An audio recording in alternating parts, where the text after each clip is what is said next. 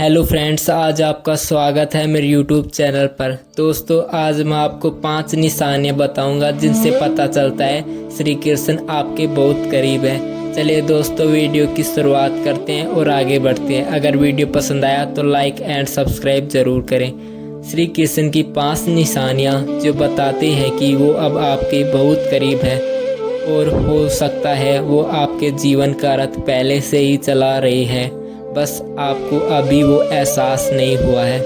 बहुत बार हम जीवन में इतना उलझ जाते हैं कि हमें एहसास ही नहीं होता कि कौन हमारे साथ है और कौन नहीं। लेकिन एक समय ऐसा आता है जब हमारे भीतर कुछ बदलता है।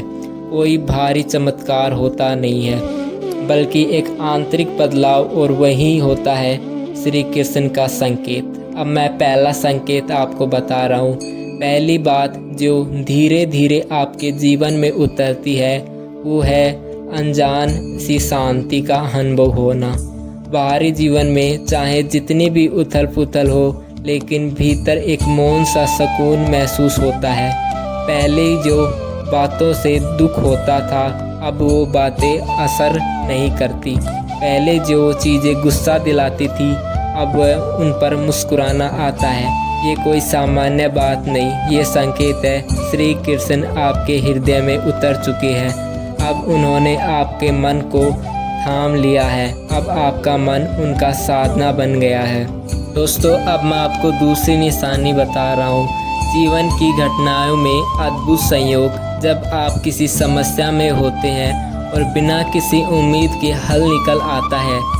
जब कोई सही व्यक्ति सही समय पर आपकी मदद कर देता है, जब कोई किताब, कोई पंक्ति, कोई भजन अचानक वही कह देता है जो आप सुनना चाहते हैं, तब जानिए ये संयोग नहीं है, ये श्री कृष्ण की कृपा का संकेत है। कृष्ण जब हमारे जीवन में आते हैं तो वे पीछे रहकर कार्य करते हैं और पीछे रहकर आपकी मदद करते हैं। वो सीधे हस्तक्षेप कभी भी नहीं करती, लेकिन वो हर चीज़ में उपस्थित होते हैं। हर संयोग, हर बचाव, हर मार्गदर्शन उन्हीं की लीला होती है। दोस्तों, अब मैं आपको तीसरी निशानी बता रहा हूँ। आपका ध्यान भारी चीज़ों से हटकर भीतर की ओर जाने लगता है। जहाँ संसार के चकाचौंध में उलझा था, अब वही मन नाम स्मरण, ध्यान, भक्ति और मौन की ओर खींचता है।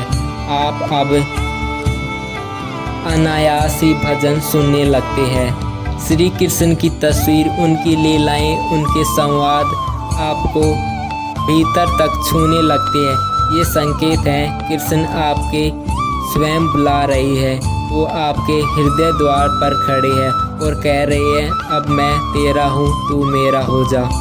अब मैं आपको चौथी निशानी बता रहा हूँ जो आपको दिखाई देती है। वो है पुरानी आदतें और पुराने रिश्तों से अलगाव होना।